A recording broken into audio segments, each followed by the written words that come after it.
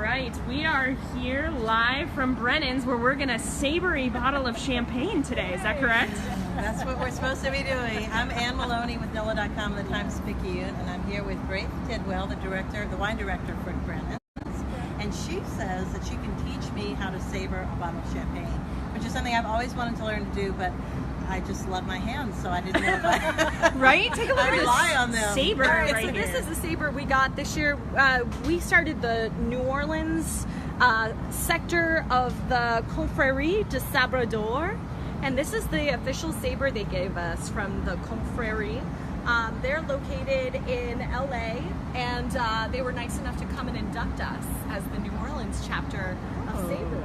Yes, I have an official card, and I'm a Chevalier de Sabre d'Or, so I am officially able to teach you how to saber. Okay. And so, what is this little baby knife you gave me? So this is the beginners, the saber The for beginner's beginners. saber. This is a really lightweight, easy to use saber that we bought. It's a Japanese producer, and it's for specifically sabering wine.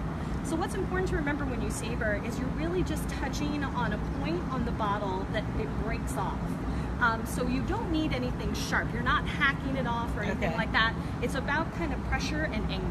So it's not about kind of cutting. So you won't lose any hands today. All right. She was worried all today. Ann was talking about how she was going to lose a hand. And you all do this every Friday. Every Friday. So we do this every Friday, and I tell the story. We do it on Fridays to kind of usher in the weekend. We do it at 5 o'clock. But the story goes that the Veuve Clicquot was very good friends with Napoleon Bonaparte. And Napoleon would go to her house, and they would hang out when he was on rest from traveling around France and warring with people, conquering France. He would come with his troops, and they would stay at her house for a few days and rest and relax and champagne. So when they would leave, she would give them all bottles of champagne to remember her by or to drink or whatever. Right. And they would take out their sabers on their horses and pop off the top as a salute to her. And they would drink the champagne as they galloped into the sunset or something very romantic like that. But that's how sabering came about. So I'll take it, get my Honda Civic, and drive it. With your bottle. Yeah. All right. So tell me, before we start, just tell me sort of what I should know. Okay, so you want to start with a cold bottle of champagne. Okay. You don't want to savor anything warm. The Confrérie, as a matter of fact, I think recommends like 35 degrees, between 30 and 35 degrees, which basically means you want to put it in a cooler or an ice bucket with water and make sure it's packed all the way up to the top. Okay. Okay, the second thing you want to do is take the foil off of the champagne. Okay. Okay? The last thing we're going to do, which I'm going to show, is you want to loosen the cage and then retighten it up around the cork. So it's not on kind of the lip of the bottle. You're going to move it up. Okay. All right? And that's kind of all you need to do to start. Okay. All right? All right. Are you ready, Ann? All right. The peanut gallery is ready. These turtles are ready to witness you. All right. So here's the bottle. And I'll go ahead and show you. We're going to loosen the cage. Now, I'm going to try to keep my finger on it because on these hot days, they have a tendency to sort of pop off. So I'm going to keep my finger on it.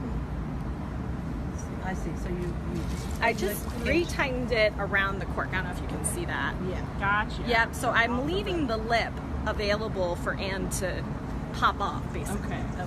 Now, I've seen on YouTube, and you can look at this on YouTube, you can pretty much saber with anything. I've seen people use shoes, like, you know, wrist watches, anything. It's really silly. So anyway, that's a good thing to kind of learn too. All right, so Ann, what you're going to do is find the edge of the glass there. Now that's where the two pieces of glass I see. Yeah. were melded together Uh-huh. to form the bottle. So you're going to want to hit the lip right up there at that pressure point. Because that's hitting the glass? They're hitting the glass. Because that's where it's most likely to pop off, okay? Okay. Is that pressure point. All right. So what you're going to do, is you're going to take your saber. You're right-handed? I'm right-handed. Perfect. You're going to slide, and you're going to want to try to hit right there on the lip, okay? As hard as you can. All right. And you're going to want to hold it from the bottom. Okay, can I let go of that? Yeah. All right. Let go of that. And you're going to go right How there. hard do I hit it? Medium. Right, you ready? So should I shoot it toward these turtles? Shoot it towards the turtles. You'll be kind of used to me doing it. 1, 2, 3. Whoa! Great job, And you nailed it. We got some glasses ready over here for you. Some glasses. See, it wasn't hard at all, was it? No. I think we even hit a triple. I got a great picture of Anne. Good. Oh, that's beautiful. See, now this is something fun to do to impress your friends. Yes. That's all right. It'll probably rain out here in a minute anyway. Right, I know. Is it? So it's okay to knock the You knock the top right off. I did not And realize because that. of the velocity of the look at that. glass, Came right yeah, because of the Doesn't chip. velocity of the glass, it won't chip into your bottle. Okay, so you don't have to worry about drinking glass or anything like that. It all kind of shoots that way. Well, It's now all I physics. want one of these. I know, right? I don't even know how expensive it was. I wasn't here when we purchased it. It's been here as long as I have. That saber. So let's just say today is the eve Yes. of your New Orleans Wine and Food Experience dinner. Yes.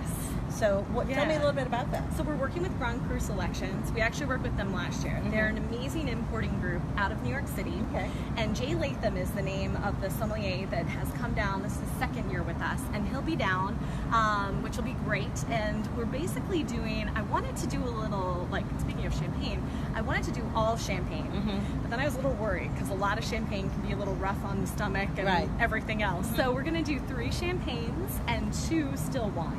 Okay. And it's 5 courses, and it's going to be mostly champagne, so I'm really excited about that. That's tomorrow night at 7. Tomorrow night at 7 o'clock. And you still have we you do. still We seats? have about 5 seats available. Okay. So And if you want to reserve a so spot. if you're not familiar with it now, for you, the New Orleans Wine and Food Experience starts tomorrow, and they have wine dinners Wednesday night, then the Royal Street Stroll, and then the grand tastings and brunches on Sundays. So this is one of the events. Yeah. And they're all over the city at different restaurants, like 26 restaurants. Yeah, So- everybody's got a little wine dinner, so we're excited. Thank you for teaching me. Thank you, This is Anne. amazing. I did it. Cheers. Thank you.